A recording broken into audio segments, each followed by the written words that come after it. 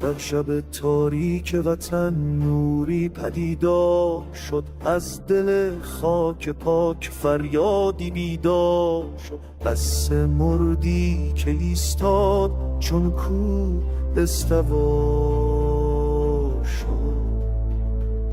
در طوفان حادثه ها نامت صدا شد، در دل نسل جوان عشقت دوا شد. با صدای حق با پرچم امید هر کوچه و هر شهر پار از نوا شد. این غیر دست این ایمان است، این شور پاک پاکستان است.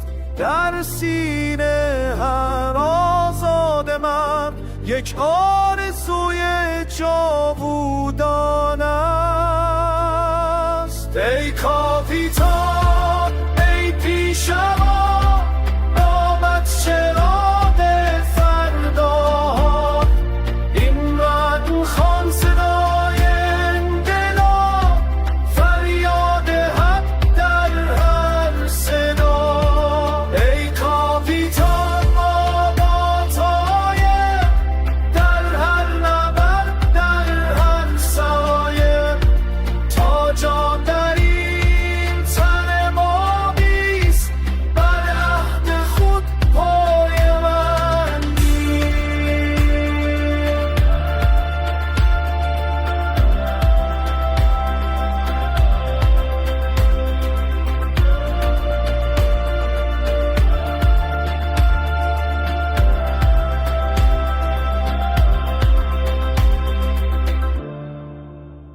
با گام‌های سوار، با قلبی از جنس بهار، آموختی ما را که باشیم سر بلند و امیدوار.